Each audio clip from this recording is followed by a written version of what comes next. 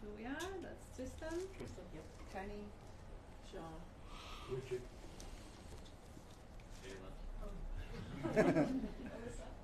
Micah. James. Timo. Carl. Lockie. Joe. Michael. Cass. Ross. Linda. Jasmine. Dean. Julia. And Ron. Matt. Ryan. And Bob.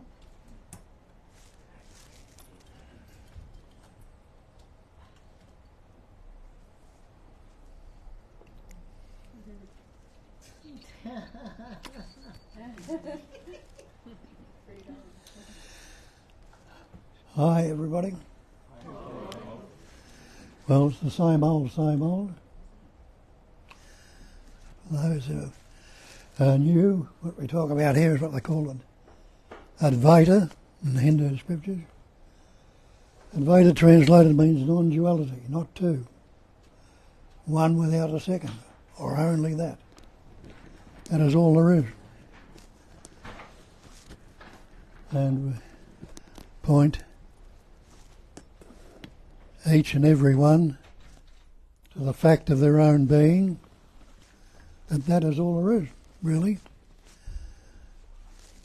which we've taken to be other than one through the learning of words.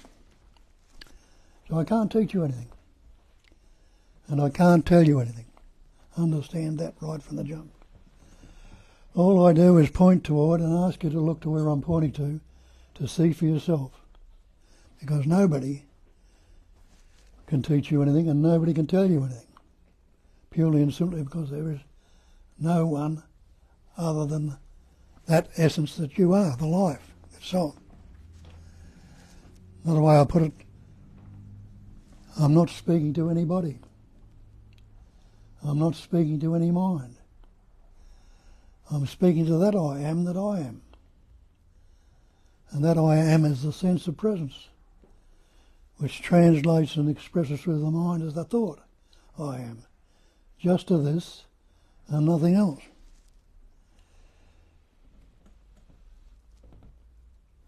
We've taken on this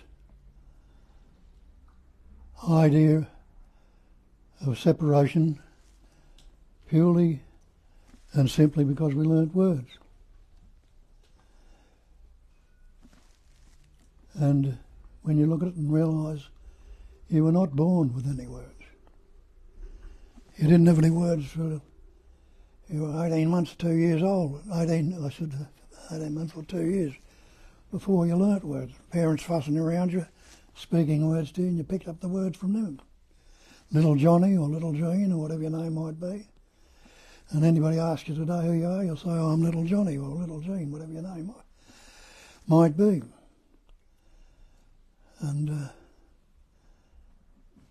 what the ancient scriptures tell you, the great mantra or the great word is, I am that.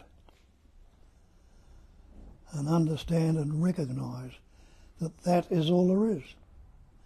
And each and every one of us knows that.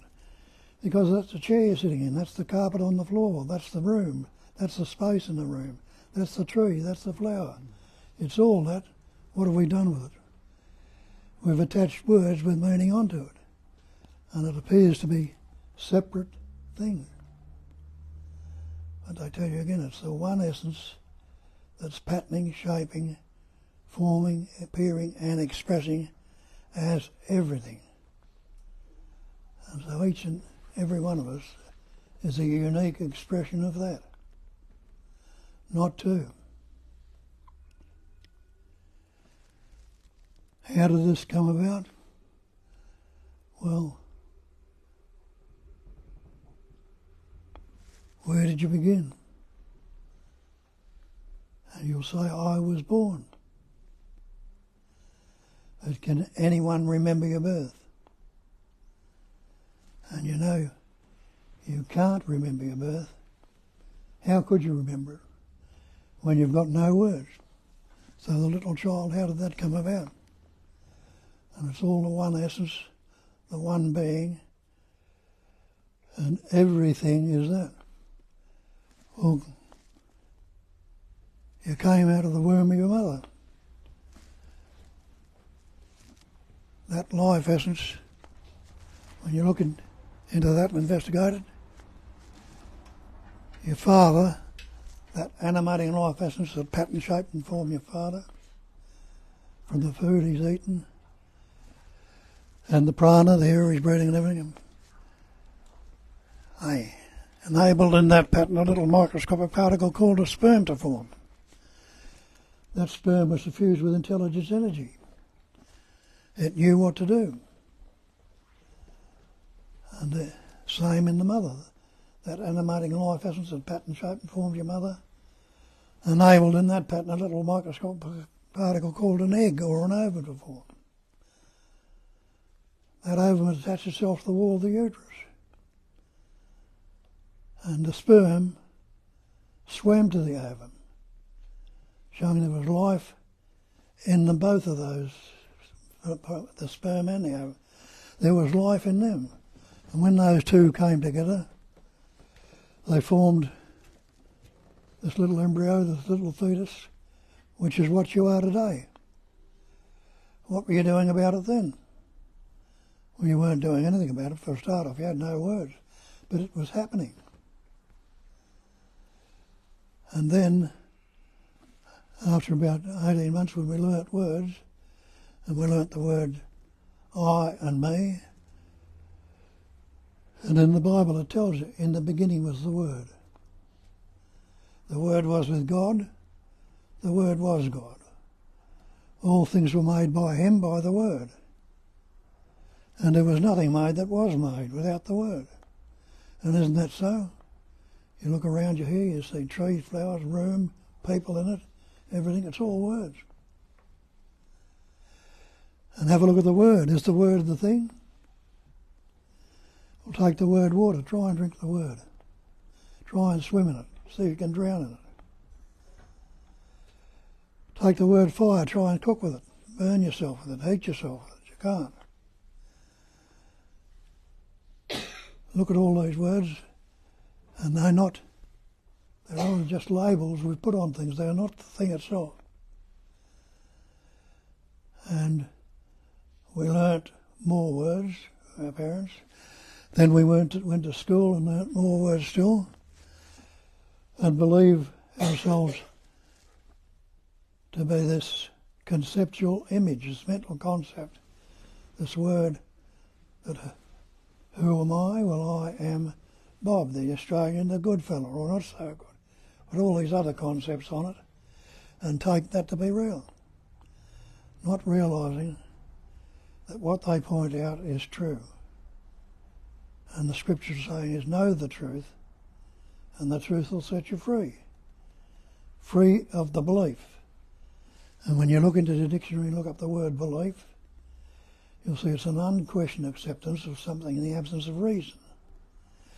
Acceptance of an alleged fact without positive knowledge or proof. And we've taken on all these beliefs because we've never investigated, never questioned. Parents never did question it. They probably didn't know how or anything about it. And so we've taken on the belief that we are this person. Where does that word person come from? It comes from the ancient English, I believe, or Latin, or some other language anyway. Persona, the mask. Pointing at with this conceptual image or mask, with which we are obscuring our natural state and our true nature, and believing in the word. And so we go along, believing in this word, I am so-and-so, and that's not me or not I, and with the not me or not I comes a sense of separation.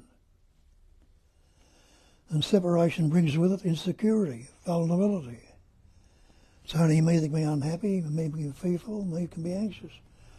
All my psychological suffering comes about because of that sense of separation. But they tell us clearly, not two, one without a second, only that. And that needs to be investigated. am I this body? Well, you immediately know you're not the body because you say my body. Don't you say my house, my car, my coat, my hat? You know you're not the car, the house, the coat or the hat. So maybe you're not the body either. When you look at that, you see it's right also. There's no such thing as the body. What's the body made up of? See, it's made of elements: air, earth, fire, water, space. Just like the elements around you, and what you're breathing in, the air, drinking the water, heating yourself with the body temperature or the fire. All these concepts make up the body. So the body, all these concepts can be broken down into subatomic particles, into pure energy. So all the body is a vibrating pattern of energy, which we've taken to be real without questioning it, without investigation. What about the mind? Same thing. We call it my mind. Well, if you are the mind, show me a thing called mind. Nobody can say anything called mind. No such thing as mind apart from thought. And if mind is thought, you'd be the primary thought. You'd be that I thought. But if you were that I thought, you'd be frightened of going to sleep at night because you give it up every night when you go to sleep. But you're not afraid of it because innately, in spite of it all, you know that you're not that particular thought. And Shakespeare told you there's nothing either good or bad, but thinking makes it so. When you look into that, you see it's right. How does thinking happen? Well, see, it's always functioning in the pairs of opposites. It's either good or bad, pleasant, painful, happy, sad, loving, hating, positive, negative, high, low. Watch it and see. All dividing. But there is no division or separation in non-duality. It is absolute. Or in Buddhism they call it the great perfection. What can you add to perfect? Nothing. It wouldn't be perfect if you could. What can you take away from it? Nothing. It wouldn't be perfect if you could. So the great perfection, they tell you that in Buddhism, the great perfection is non-conceptual awareness. Awareness without those concepts. Or the other way of looking at it is what they call the absolute. What can you add to absolute? Nothing. It wouldn't be absolute. What can you take away from it? Nothing. And if you recognise that you are the absolute, who can be superior to you? Nobody. Who can be inferior to you? Nobody or nothing. And what would you want of the other persons? You wouldn't want anything as absolute because you already contain that. It already is you. It's already what you are. But we've lost sight of it and believe we can become something when we're told by a lot of the corrupted scriptures that you've got to do something, you've got to meditate, you've got to pray, you've got to do this sadhana or whatever, practice this and practice that, and you will become enlightened. But realise becoming is not being. Becoming implies a future time. And when you investigate time and ask yourself, is there a past if I don't think about it? Have a look at it, test it out. Can you say there's a past or a future without a thought? You can't. You pause the thought, you can't say it's good, bad, pleasant, painful, happy, sad, loving, anything at all about it. But you haven't stopped breathing. Your heart hasn't stopped breathing. Hair and fingernails haven't stopped growing. Food hasn't stopped being digested. The functioning and the life essence is going on and living you. And nothing in Nisargadatta tells you there is only life. There is nobody who lives a life. Nobody. None of these bodies are living a life. The life is expressing, appearing, forming and shaping all and every one of these bodies. Nobody is patterning, shaping, forming in it, no person. So that's what Christ told you a couple of thousand years ago when he said, I am the way. I am the truth. I am the life. People thought he was talking about himself. He wasn't. He was talking about that sense of presence that expresses through and translates as the thought I am. And nobody can negate their beingness. You can't say, I am not. And they call it, another way they put it in Hinduism is Sat Chit Ananda. Sat is existence. Chit is consciousness. Ananda is bliss or loving to be. The other two factors, Nama, Rupa. Nama is the name and Rupa is the form, the body-mind. And they tell you clearly in the scriptures, Nama, Rupa is Maya. It's illusion. It's only appearance. It's not true. But take existence. Is anybody who is not existing right now? You'll say, of course I'm existing. Anybody who is not unaware or unconscious? No, I'm not unaware. I am conscious. Anyone who's not happy to be? Well, nobody wants to be dead right now, so you must be happy to be. So you see, you already are that. What's the point of trying to become something that you already are? It's pointless. Becoming can never be being, because becoming implies a future time. And when you see that time is a mental concept also, there's no past unless you think about it. Future is anticipation, imagination. It hasn't happened yet. And the now is spontaneous. It's happening right now.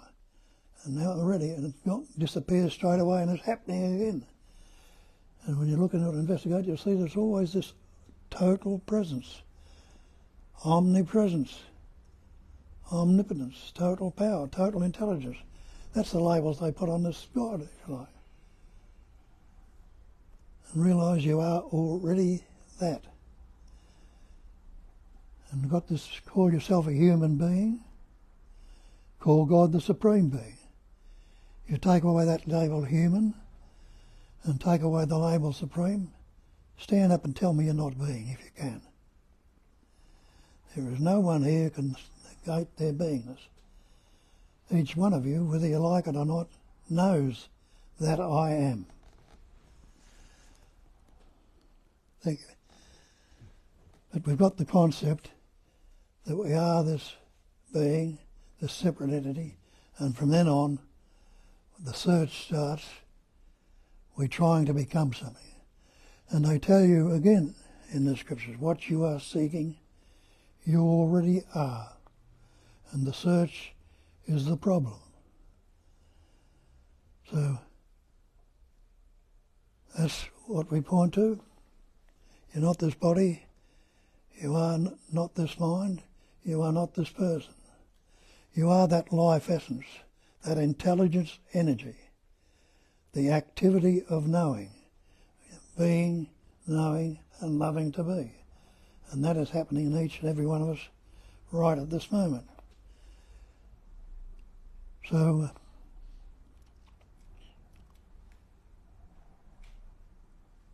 how does it come about that we believe in this entity? Well, when you say we learn words at about 2.5,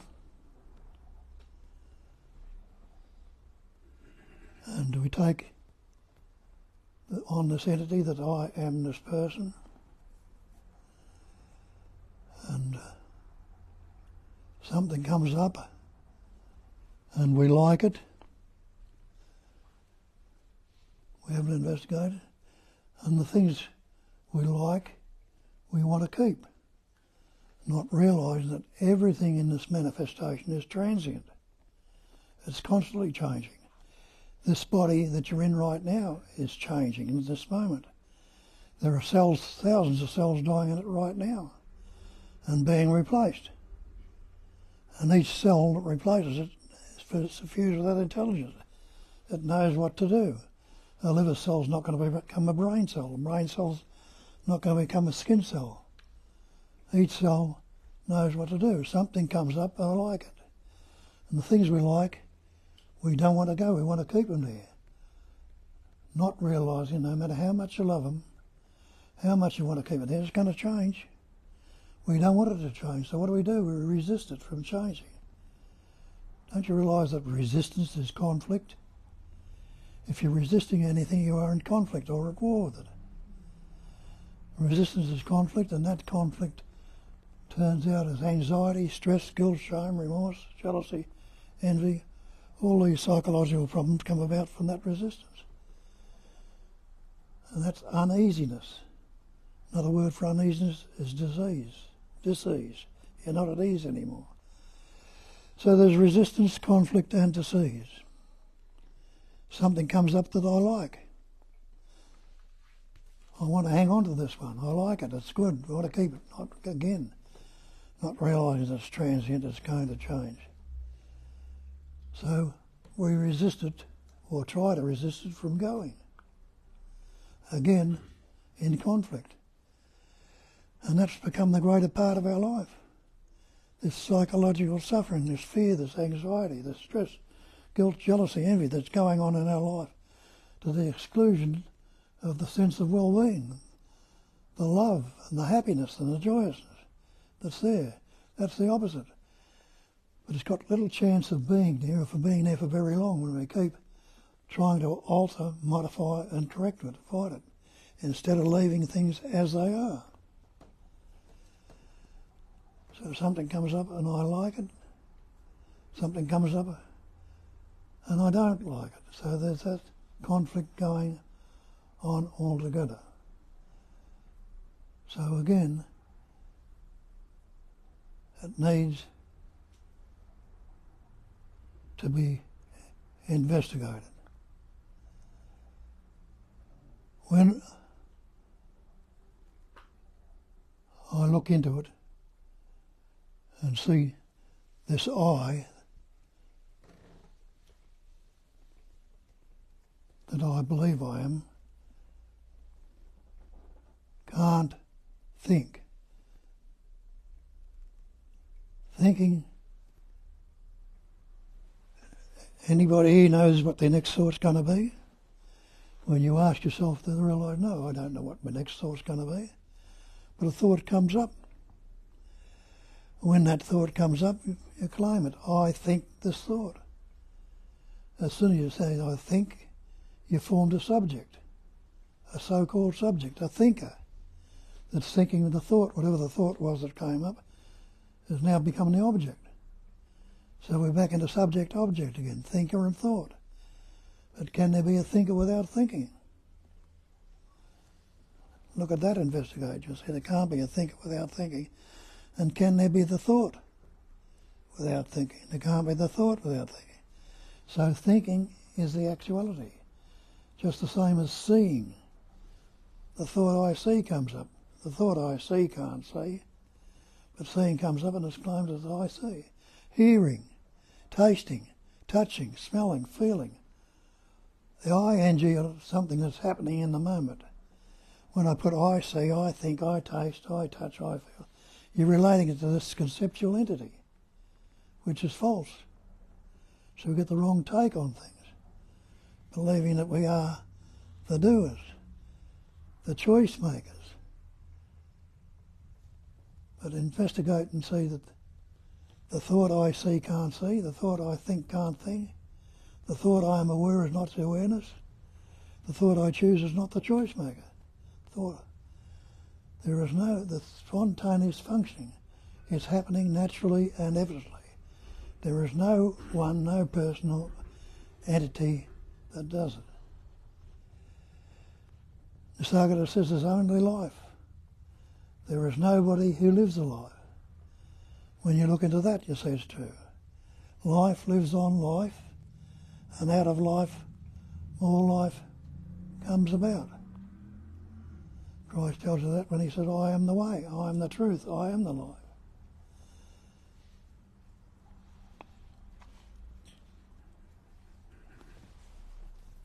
That I amness comes up and taken to be real. But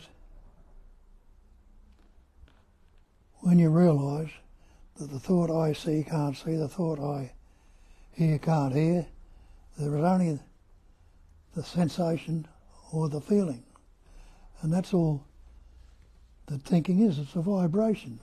Just the same as the body can be broken down into vibrating pattern of energy, so can thought. What's thought? Word. What's word? Sound. What's sound? A vibration. What's a vibration? A movement of energy.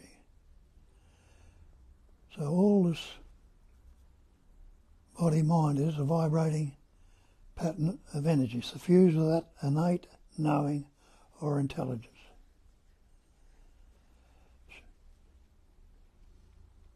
Shakespeare, Nisargadatta tells you, nothing can trouble you. And he means that, and it's true. Nothing at all can trouble you excepting your own imagination. Break that word imagination down to imaging and realise we're creating these conceptual or mental images, taking them to be real, and so losing sight of our true nature. Nothing can trouble you except your own imagination. And have a look at that. Look in the mirror. What do you see in the mirror? You say images or reflections in the mirror. You go up to the mirror and try and get that reflection out of the mirror. You can't, because it's really not there. It seems to be there, but when investigated, it's not there. It's only an imagined or reflected image. The water in the mirage, the rainbow, the colours in a rainbow. Sun shining through the mist forms colours in the sky. I've got a bit of, what do they call it, paper sheet or something, over those glass windows in the door there. When the sun comes around to the west here, it shines through that, and those stairs are suffused in colour, all sorts of different colours. You can't say they're not there, but try and grab one. You can't. So these are things that appear to be so, but when you investigate, you see they're not as they appear. So that's why we need to question and look into it. The snake in a rope's another one they use in the scriptures. A fellow steps out of his room on a dark night. It's been raining and he treads on a wet piece of rope. He thinks he's trod on a serpent. Immediately the goose pimples start up, fear encompasses his body, and he imagines all sorts of things, and the snake biting him and everything, and fear and trembling there. Somebody comes out with a torch and shines it. Look, it's only a piece of wet rope. And there's immediate sense of relief. But the fear and the trembling doesn't die down straight away, because they are now bodily functions that have been caused by the body, and so they hang around a bit longer. And so that's how it is. Thought, feeling and emotion, that's how it goes. Just the same as in nature, it's steam, water and ice. First of all, the sun evaporates the water, it's steam. It condenses, it cools it down, it becomes water, and then that water can become solid as ice. Well, the same way the patterning functions with this thinking. First of all, there's a subtle thought there. Thought is a sensation or a feeling. Keep it there long enough, and that feeling will come out as anger, fear, or unhappiness, or love, or joy, or whatever, by hanging it on. The sensation has become real, and it's stirred up the body.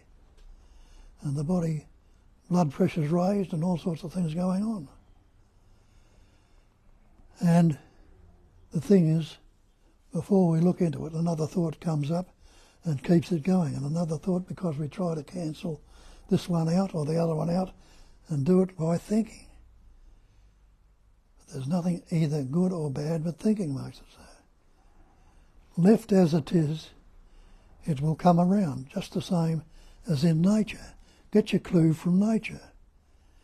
Everything, as Banky told you, is perfectly resolved in the unborn mind. And it is. Nature resolves itself before the thought comes into it. Go out and look out there now. the earth is rolling around the sun, naturally and effortlessly. And this part of the sun, this part of the earth is facing toward the sun, so there's light. The other side of the earth is in darkness. Does the sun know anything about the darkness or light? It doesn't. Does the earth know anything about it? It doesn't. But it happens. The earth keeps moving, keeps rolling around. And so it isn't long before the other side becomes the side facing the sun and becomes light. And this side goes into darkness. There's the appearance of darkness and light, but that's just how it's patterning, shape or forming. So with our thoughts, we separate the thoughts. We want the good and don't want the bad. Not realising that thought is the two ends of the one stick. Thick end can be the good end and thin end can be the bad end, or two sides of the one coin. But they're not separate. And left as it is, as they say, leave everything as it is, unaltered, unmodified, uncorrected. And it will change by itself. No preferences, no partiality, no conditioning. Leave things as they are. What is means just as it is, not what it was or not what it will be. And it changes by itself. And then in the recognition of how, when we separate it and divide it, we cause all our problems, and have a look at it. See how it's going. There's only me, this believed in me, that can be anxious. It's only this me that can be fearful, unhappy, depressed, guilty, jealous or envy. Me is the cause of all my psychological suffering.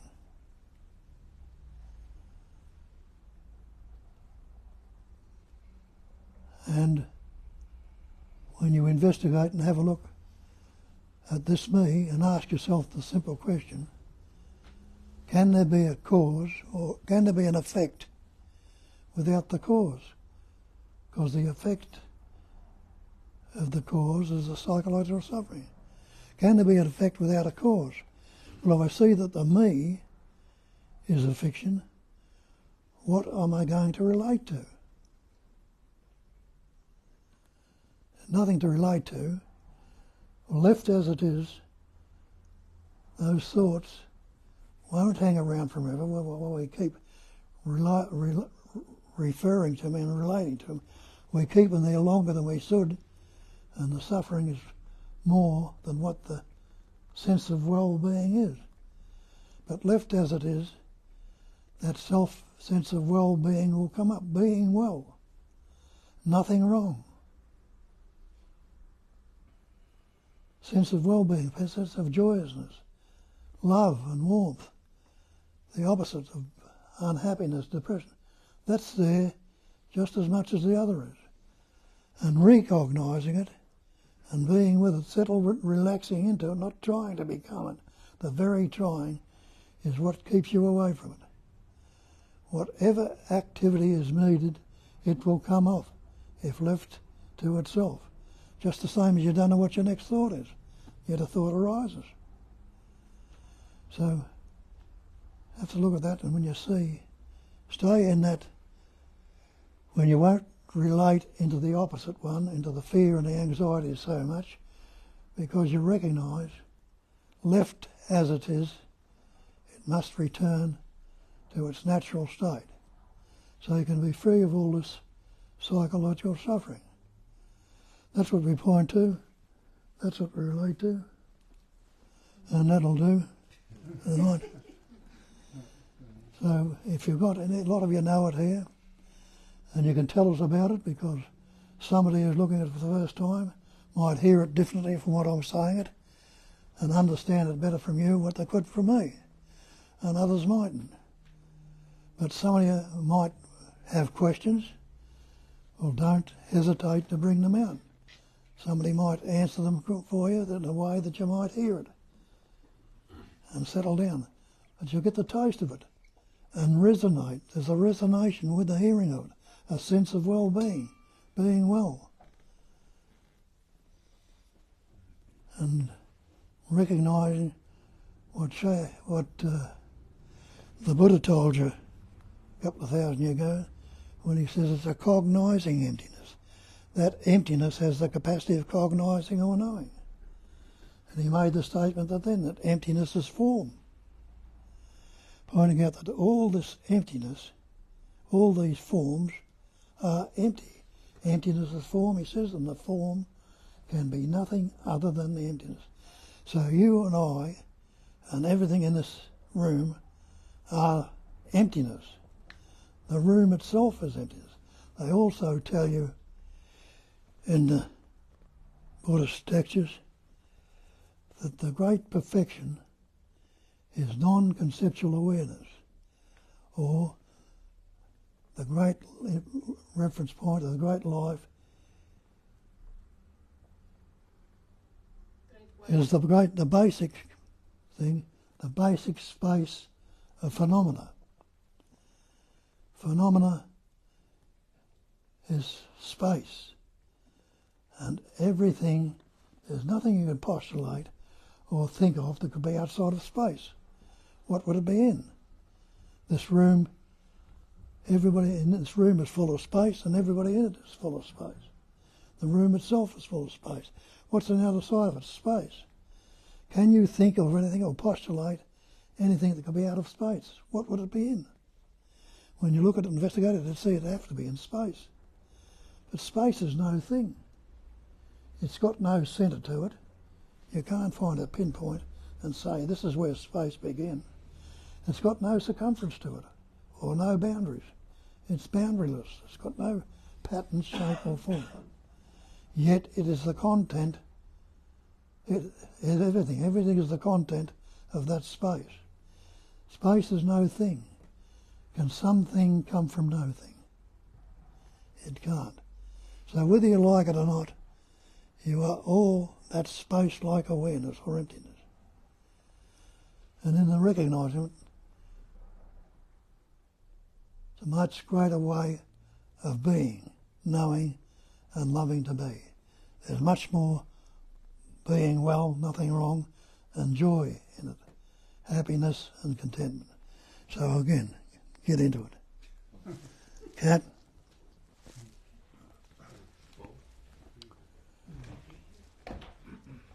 She's got cat paralysis.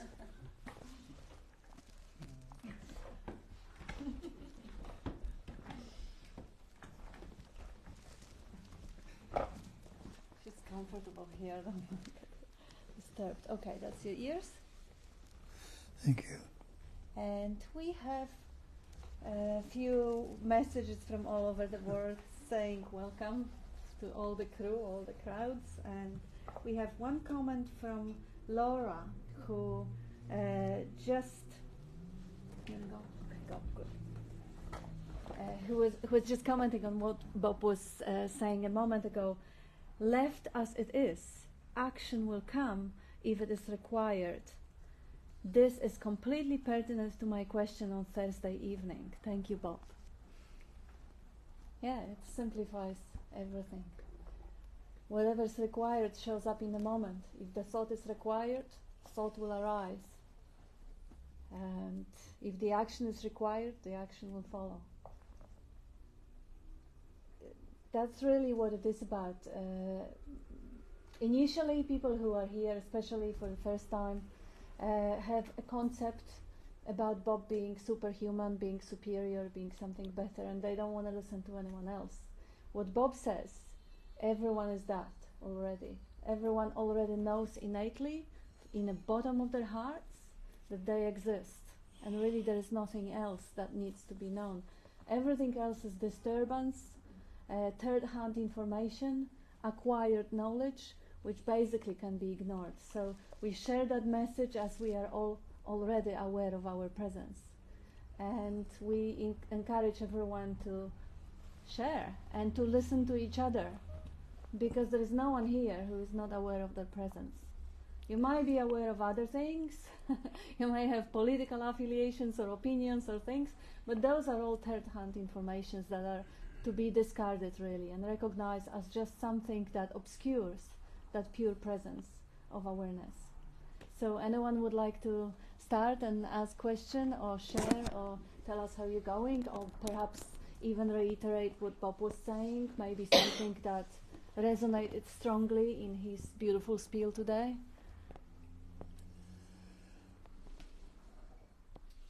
Give it to me, I'll kick it off.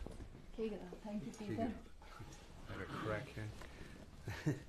I had an operation last week, a hernia operation, inguinal hernia which is in the groin area.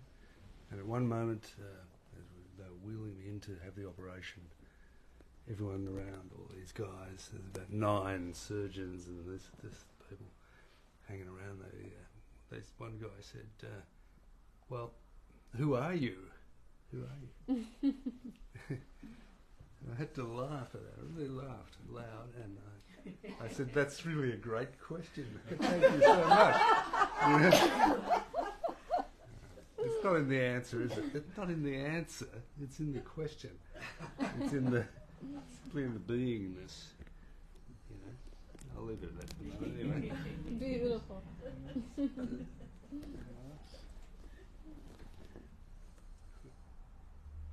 You go, Dee. I don't have anything to say. Oh, something will come up. Open your mouth and the Father will speak, like Jesus said.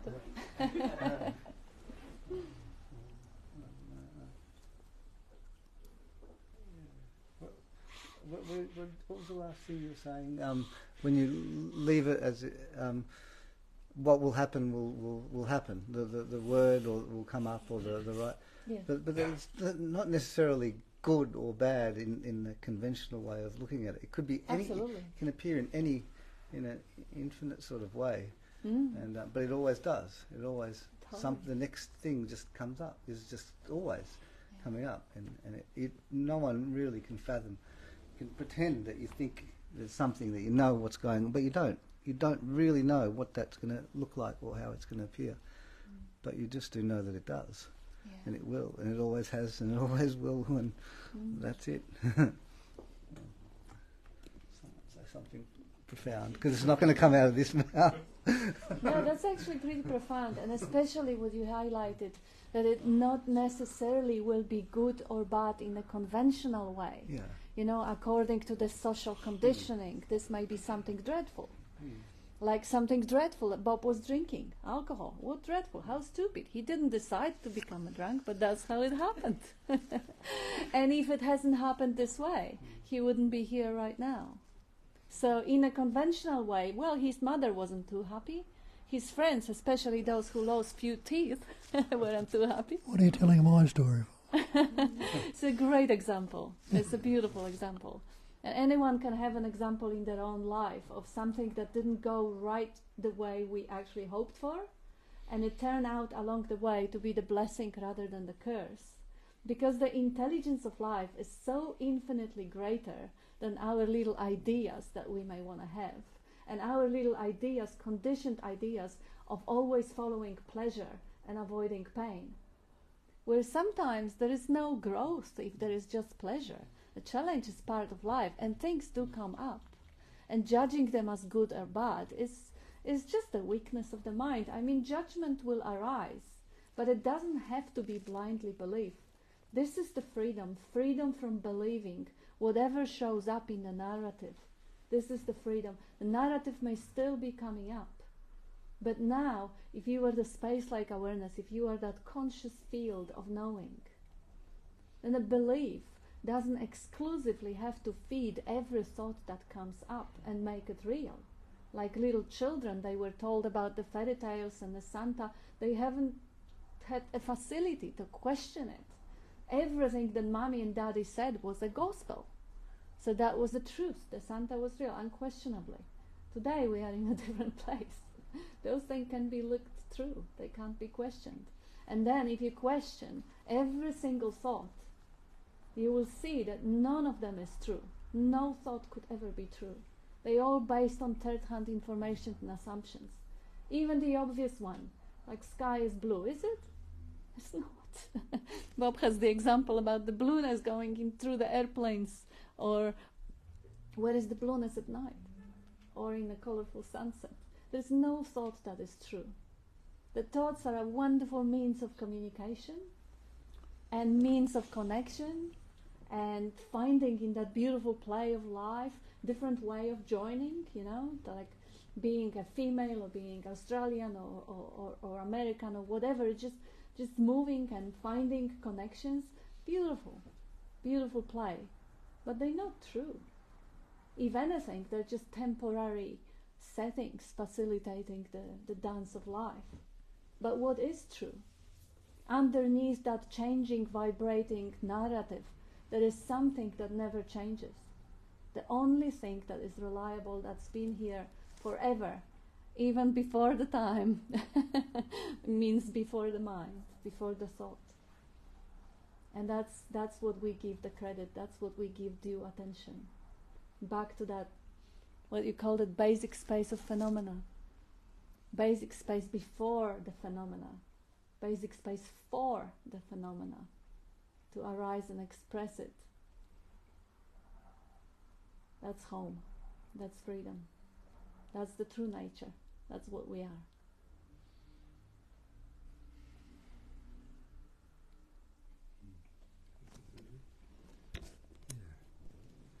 Everything that we posit as being true is false. Everything we say is false is probably true, or maybe. It doesn't matter. It's just we can never arrive at a proper answer. That's the difficulty with this thing, isn't it? Here week after week after week, looking for an answer. Where's the answer? Can I grasp that? There's nothing to grasp. That's the thing. To let go. Beautiful. Or hold, or do whatever you're doing. But there is no answers. There's no answers. There's nothing. There's no outcome to this process we call just the essence of life that we all are. Isn't that true? Yeah. That's all I have to say. That's beautiful. And Laura says, excellent, Peter. Without investigation, it seems like what you believe is true. For example, if I don't investigate my circumstances without going deeper into it, that's my accepted reality or truth. So if my circumstances are horrid, then this is my life's horrid, because that's what I believe. And like I live with my elderly father, for example, and for him everything is terrible. He ostensibly is unhappy, finds difficulty in everything that he does. Nothing is right, and I know he's in pain physically and mentally and emotionally, and that's his reality. I'll have to go and empty the bag. And as much as I can be with him and pull back from that, it still seems that I can get caught up in that as being his reality and my reality. So I don't know where the question's leading, but I guess it's only through deeper investigation that I can see through it, but that doesn't mean anybody else can see through it, and we're all looking at it from our own perspective. I don't even know if that's a question, but yeah, it just seems that like here I'm in a space where I can be at much more ease and investigate that, but if I'm in a different situation, my mind and my thoughts get lost in that, and I'm not as much at ease as, say, here, for example, or when I can pull away from it. So I don't know, just don't know even what to say about that, but that's my observation. Yeah, it is a tough call. And anyone has the way of dealing with that? Yeah.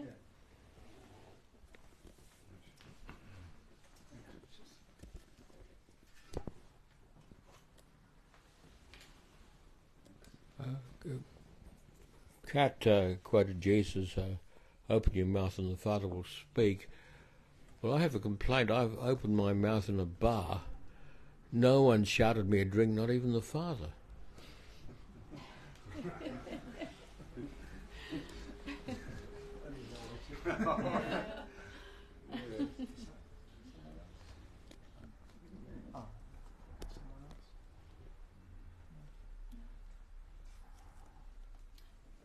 Yes, I just say this, really sorry that, this is really tough call to actually see your loved one in pain, and if there is anything that can be done, of course it will come up.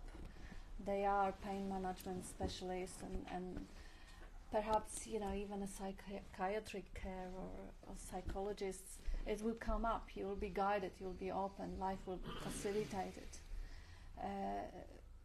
But if you look at the way little elephants are handling situation like that, their parents dying, or we watch docos with Bob, we watch the documentary movies. You see, you are already doing what's required. You're holding space, you're investigating your own responses, because that's what you are seemingly responsible for, this your own body mind. The other person, if it appears in the sphere of your awareness, of course, is just another reflection of you, and whatever can be done will come up. But you do have to self-care, because if you fall apart, what is your Father going to do then? You do have to find a way to, just self-care. Go for a walk, go for a swim, go and get some way of renewing that source of love, because it is a challenge, especially if he's in pain. He will be cranky, he'll be difficult to be around, he'll be picking on you, because who else does he have to pick on? It's like when you look at the dog with herpes. It doesn't mean bad, it doesn't have a self, it's not selfish, or it's not a bastard, it's just sick. Dog with herpes will go and bite everyone else. Not to infect them, it doesn't know anything about it. But it's just the nature. It's just the nature releasing the tension in this way. So definitely a lot of patience, a lot of understanding, and a lot of love, which you would have to find a way, pouring out and letting it be renewed through the self-care. And it will change, it will change. Nothing stays forever. He may get better, he may get worse. Do you want to say something? I see you here, no?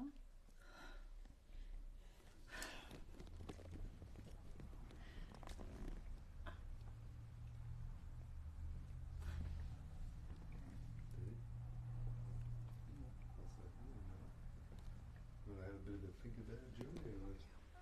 I'll say something. Yeah, Julie. I'm also with. Yeah, go on. I'm also with my dad. He's almost 90, and I find the more peaceful I am, that he's also picks up on that. So, like Kat said, you hold the space, but I don't get very agitated. But if I do, he picks up. So, it's just that being available for that energy to flow through. I think you need to remember the Bhagavad Gita. It's a really good teaching tool, in as much as that's the story. Do you know the Bhagavad Gita at all? No. Oh, anyway, it's a story about Arjuna, who is a chariot. He's a prince, isn't he? Yeah. And Krishna is his charioteer. And Krishna is giving him all this advice. And Arjuna finds himself in an impossible situation. It is very similar to everything that we experience on a daily basis, right? It's impossibility of life. Right? How can we, if we do this, we'll be rooted, and we do that, we'll be fucked. What are we going to do if we dominate or we submit? We're equally screwed. And the great answer to that is simply do the best you possibly can, and then give away the fruits of your labour. You know, you're not responsible for anything. Really, it just is the way it is. And you find yourself in this situation. Do what you can, and then give away any guilt. Guilt's a hopeless emotion. Anyway, there we have it. There's been a lot of fairly active block dropping going on here lately, and so I found yesterday, instead of the distraction of shooting off to the cafe, there was more like a staying in my room, and there was more like, because fear comes up, which is great, because I think if you drop in the triggers, instead of going to a nice peaceful place and the triggers are still playing out in your body and it's screwing you up in other ways, but you're so blissful you can't find them, so to work on them. There seems to be a move here to work on them first, rather than sit there remembering to not think, being in that space instead. And it seems more automatic that can stay in the space because the triggers aren't, some of them seem to be fully removed. And also it's just interesting, the fear is coming up and it's like, yeah, okay, seem to be watching One Piece instead of working on those triggers. This is going on for 2 days, but it was just, the fear wasn't seen as a baddie and something annoying, something to be got rid of, and I was noticeably more steady about just staying in that space rather than shooting off to the cafe as a distraction. So it was kind of nice, that the universe has decided to remove some triggers, that there's an awareness that it's kind of handy to be able to feel that stuff in order to dig them out, but to not be so unsettled by them and not see fear as something not to be felt. And it's just part of the process. Well, that's beautiful. Yeah, that takes guts, doesn't it? Well, it's not guts, is it? The universe just does what it does. That's right. When you don't have any sense of free will in the picture, Yeah. it's like But as you see, the tendency bravery means nothing.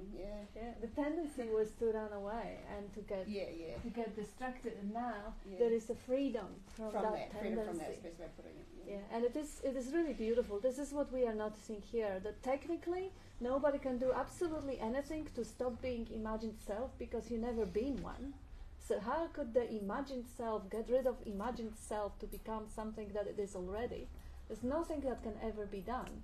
And yet, this is what we notice. The degree of freedom keeps growing. And people come here and they resonate. And we had a comment here from JB. Bob, great spiel this morning. Thank you for always being so clear. And that clarity brings the resonance, brings from the heart what's always already known. And the degree of freedom seems to grow. People actually seem to overcome their habitual patterns of avoiding or running away from things that are uncomfortable.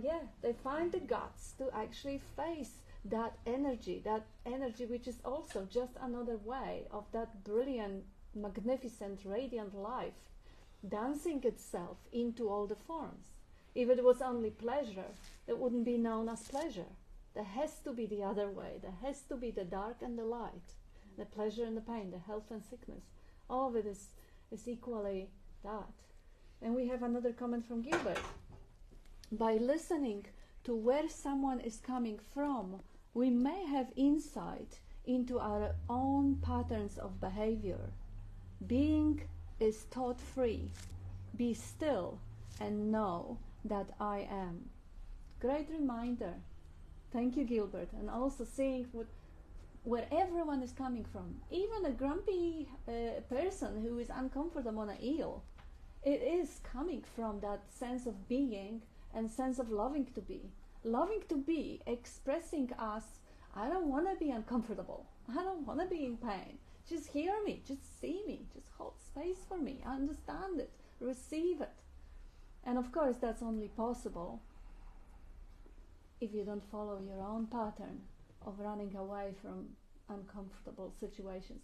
And that's impossible if the running away is on the menu. I mean, show me the wild creature that will go into the discomfort. What for?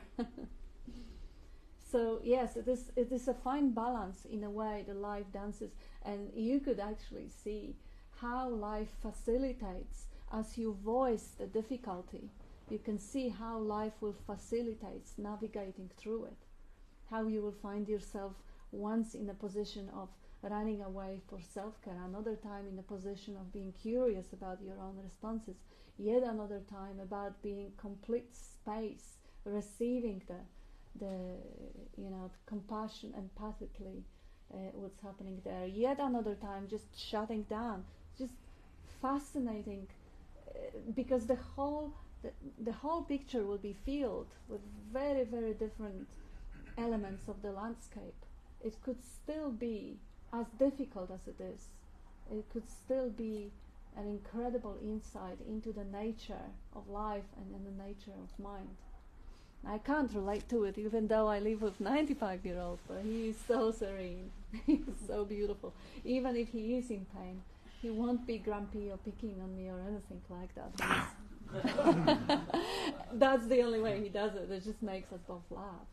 So I hope you will find a place well, where. It's definitely a contrast in my. I know. It would be, just your average John Smith would actually, respond to suffering in quite a different way. And I do really hope and wish you will show him by demonstration that there is a space in which there is a place for serenity in whatever happens. Because he's also one with life. And yes, sometimes there's just a place for holding hands and crying and just being with the pain. Just see how life resolves it, because of course there is no one in the world. You may have the team of specialists whose expertise can be helpful, but no one in the world will give you the answer to your life.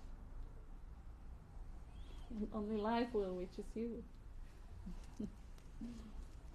And let us know how it goes, because it will change. It will be constantly changing. See all the subtle changes, and then suddenly, out of misery, it will also be fascinating. And we have another comment from Gilbert. Self-calming narrative are a form of resistance. Yeah, any narrative is just a narrative. It's nothing to be too preoccupied or bothered with. Although all the narrative is also a form of self-hypnosis, which is again facilitated by life. There is no me that does any of it, because me is not real.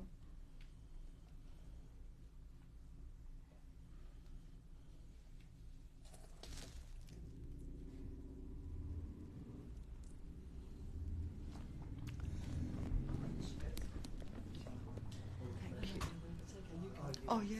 No. What's your name? Tibor. Tibor. I just the cat. Just the way the way you responded to Tibor. When he told his story about his dad. Yeah. It was beautiful. It was so compassionate, and yeah, it was just beautiful. That it was. Yeah, you didn't. Yeah, you just totally responded in a very caring way. Yeah, it touched. It would have. Yeah, it was just. Yeah, it just opened. It was an open space there, wasn't it? With love. It was beautiful. Yeah. But I do feel for you, Tibor, because it is a tough call. A lot of people, and a lot of even you're a child of your father. Children of their parents, stepchildren of their parents, the life today. They just chuck them to the place where they die quickly. It is beautiful that you actually step up for this difficult role. It is really. Yeah. And the other thing too is, Bob, when you've started speaking, and you often say this, you say, same old, and it's not true. You liar! Same news. It's fresh and new. It really is. It is. And it really is, That's true. And just the flowers, the different varieties. variety of flowers here, you know, and how people express in their own way, but it's all the same, and it's well, no, I don't know whether it's all the same, but It's totally different as well. hey, And it's totally different as well. yeah. So yeah, that's it for me. Beautiful.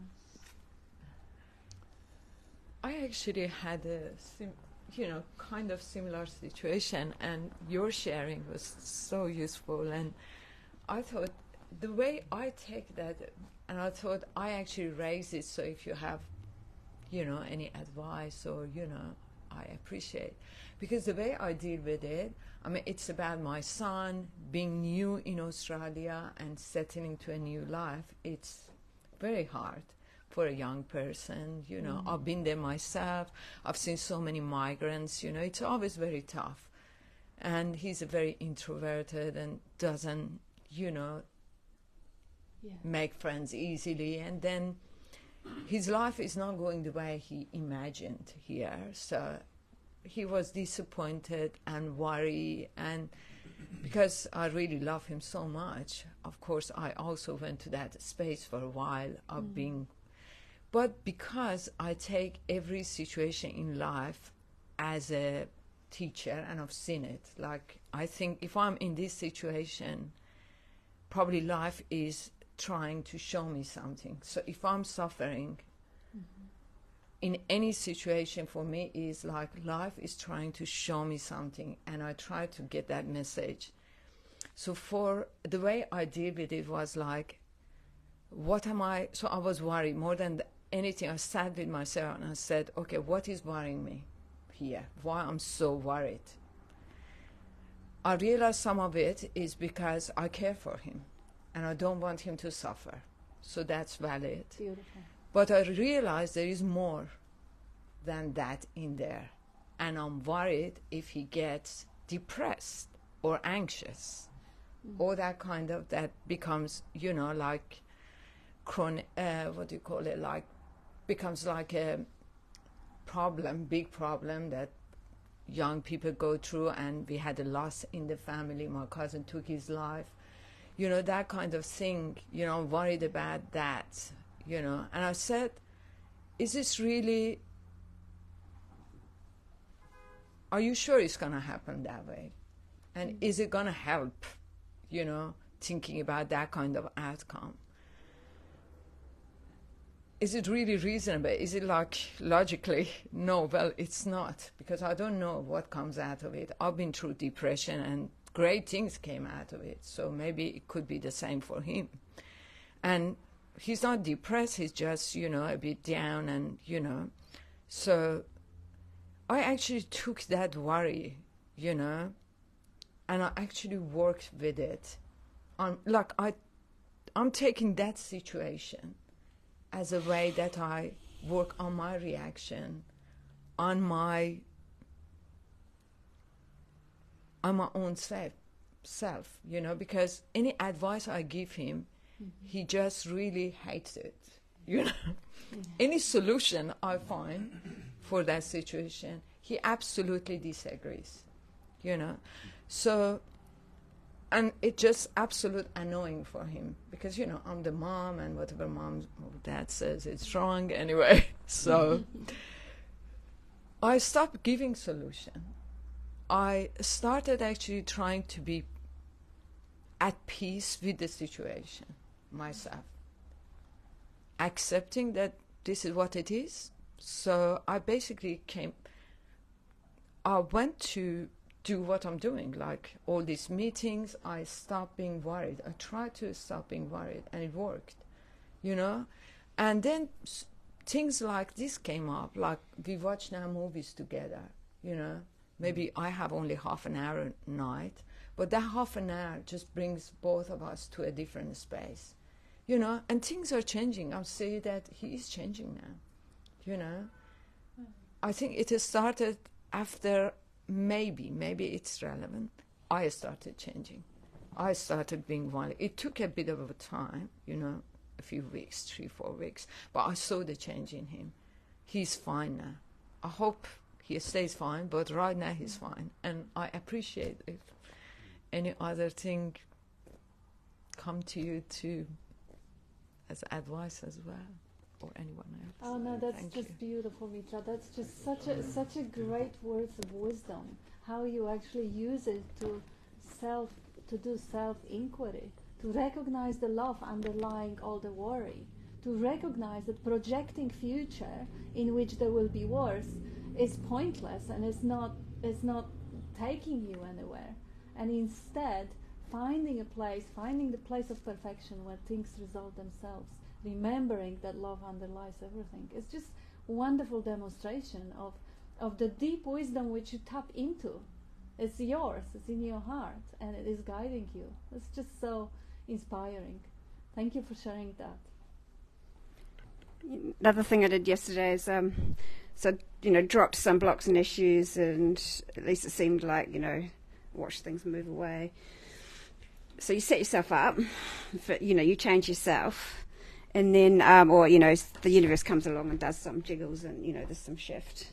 It's a better way of actually, that's how it happens. And then I was watching these One Piece. It's just a manga where there's a whole lot of major wars and interactions and dramas, but it's another perspective. It's like a big zoom out, life-changing stuff just happening. And for some reason that knocked some perspective, a couple of things in there just shifted the focus back. And so then I really had a real sense of how all the thoughts that were popping up, the negative thoughts about how difficult the situation is, how expensive the rents are, how difficult it is to get clients, and all that sort of stuff that's making it seem impossible out there. And because there's always been some patterns of scarcity going on, that it seems like the lid's on the possibilities. And seeing this big perspective of massive, shifts in these characters' lives. And then I look out the window and it's no, this is not a dystopia outside. Here's a solid city. Australia's not going to go down in the next wave. All of these people out there have managed to get themselves a solid living circumstances and decent income, and aren't going to crash, in the next couple of months or whatever it is. And it was just so clear how light and how it was all about those thoughts. If none of those thoughts didn't come, none of them needed to be there, there would be completely different possibility out there. Just absolutely everything's available out there without those thoughts showing up. So that was kind of interesting. Totally.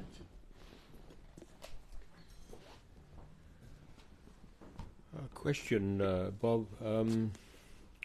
You mentioned the imprisoning nature of words. But some people, I understand, because I'm not one of them, actually remember in mental image pictures. So the question is, how do mental image pictures imprison people?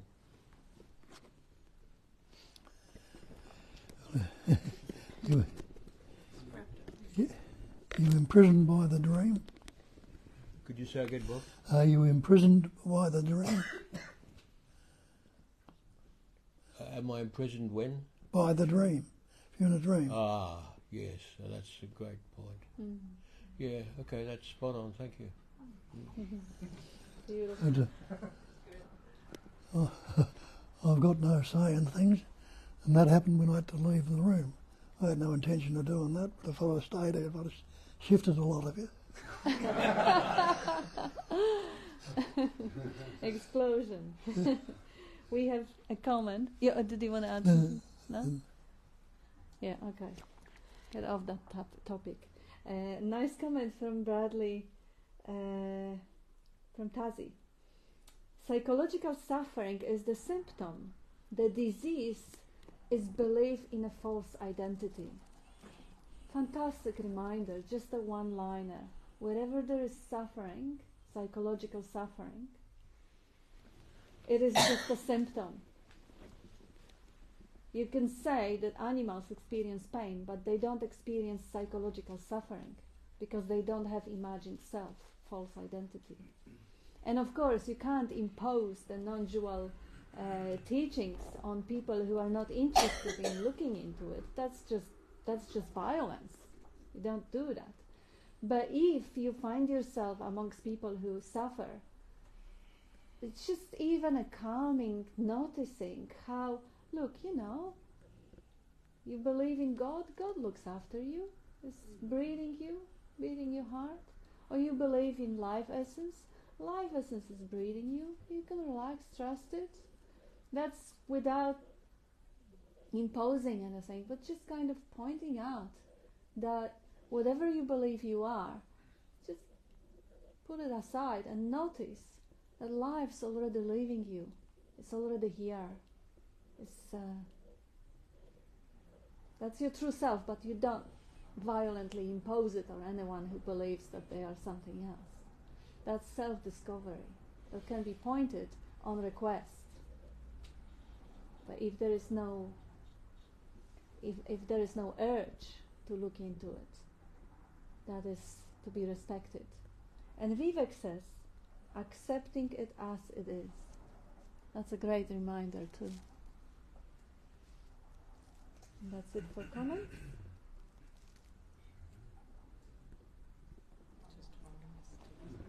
Bob also explains it through cause and effect as well. Sorry. Oh, you want to tell us about the cause and effect? It's the same thing. Yeah. Well, the effect is psychological. There can be psychological suffering, and the cause is the believed-in entity. I mean, I'm just repeating Bob's words, and the believed-in entity is the cause, and it's not true, not real. So how can the psychological suffering occur for who? Yes. The believed-in entity that isn't there. So Bob explained it explains it regularly in the spiel. I heard it this time, Bob. It's yours. Thanks. No, it is a brilliant point. It is exactly what Kazi is saying, just in a different words. But yes, that is all one. Yes, go on, Tony. This is probably not that relevant, but it's just an indirect thing for grumpy old men or grumpy old parents, people who haven't sort of been through this process and know about lightening up. There's a great Netflix series called Kindergarten for Old People, and it's like all these 4-year-olds are teamed up with these old people for 6 weeks, and they get the fragility out of them and they get the depression out of them because, come on, you can do it, you have to go, and stand up, I'll help you with your walker. What's that? Yeah, when they're second. Yeah, you have to get the ones on board, I guess. I mean, it's just so particular, but just if anyone knows any. There's so many there've been many offered solutions not taken, so,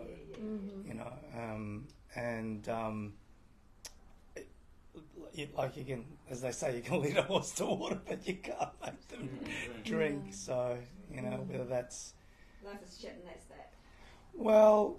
I mean, it's patterning, He's 91 years old with 91 years of patterning, and I'm my age, 60 years old with 60 years of patterning, and I know there's now and here, and those patterns don't exist, yet there is that tendency of the body and mind complex to fall back into that, that relationship that I've had with my dad for all my life, and so but at the same time it's been really useful coming here and talking to people and having that shown, or being able to recognise that, and then seeing the falseness of that, because it's not true, except when I think it is. So I have found those moments where I've been still and made that space where it doesn't matter what happens and it's okay. And at other times it's the tiniest thing will set me off, and then moments later I might notice it and drop it, but there's still this toing and froing until there isn't, I guess. So but anyway, it's learning, it's opening up. And That's that might be a situation, which I also mentioned, that might be a situation that life will facilitate it, where you can no longer stay with him at home. And that's not a bad thing also if life facilitates it to find a different solution. I know children that would abandon their parents just because they don't care, But I also know the situation when they're incapable of taking care of them, incapable of lifting them and handling them. So that's not a judgment when life, either way, even abandonment is also the whole world, the 10,000 things playing out together to create the character who might be resentful or who might be overly judgmental, critical or selfish. Is still life, is still the totality expressing as that.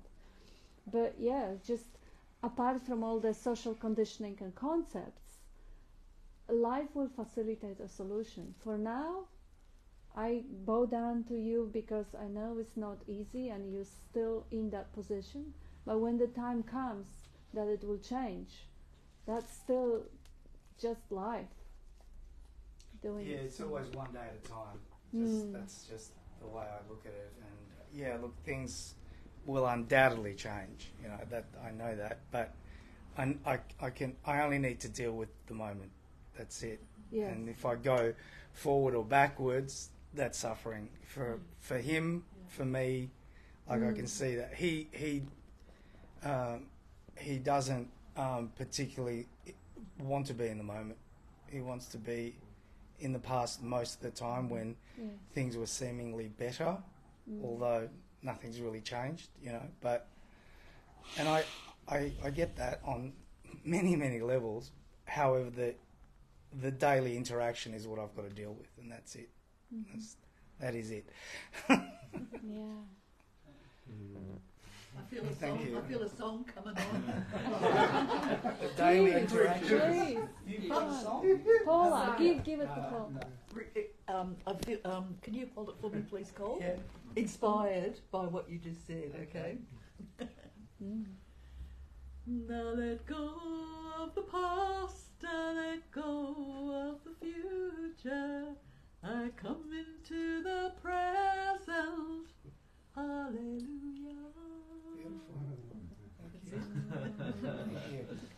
Beautiful.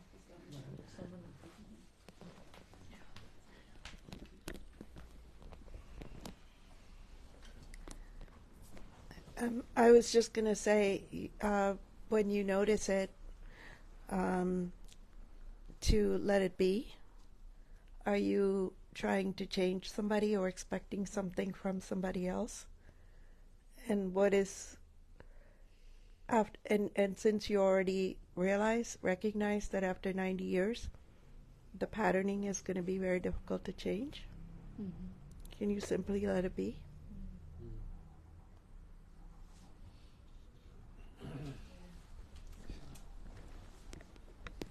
Yeah, so I have similar experiences in a couple of different similar situations, and I think that's what's coming up for me is when it's just that acceptance of the other person as they are, and it's when we want them to change that we experience a lot more conflict and disturbance.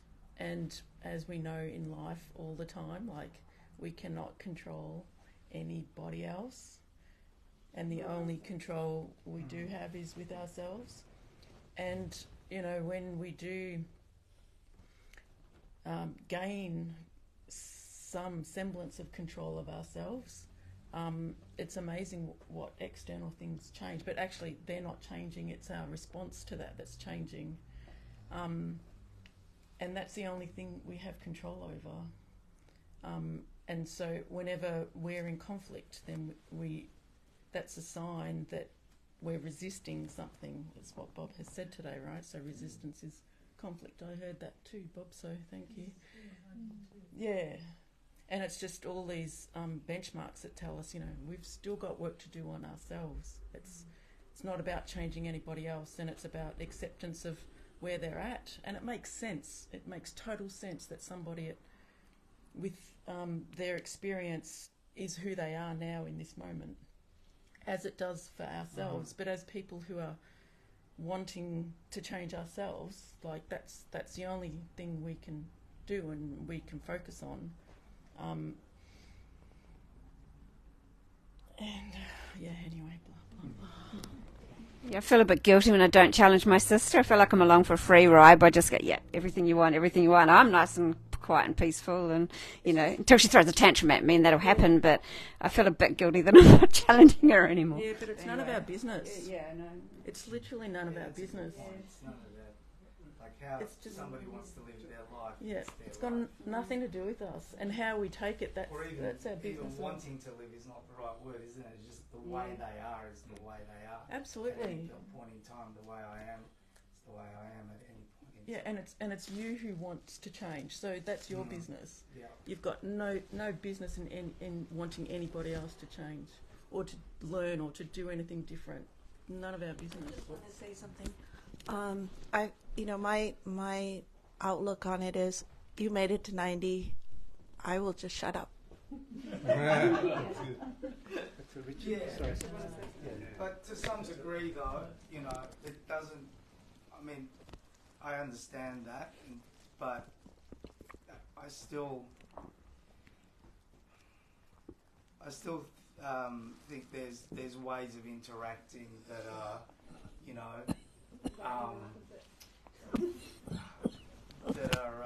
let's put it this way, kinder on each other. Let's put it that way. And perhaps, yeah, okay. But I guess if I get what I feel is abusive, I will not stay in that position. Good. That's, I don't think acting abusively, from my perspective, is appropriate. Well, might be appropriate for the other person, but so I don't know. I'll do what I do. Is all I can say. Because I don't know. I don't know anything else. But that's it. You've got whatever works for you. Yeah. That's your business. Yeah. Yeah. And I'm not like,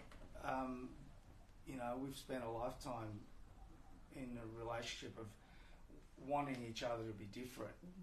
That's, why aren't you this sort of a son? Why aren't you this sort of a father or whatever? And this is what we are. Yeah. It doesn't matter what we both think. And, my dad was a high school principal, so he's used to telling everybody what to do.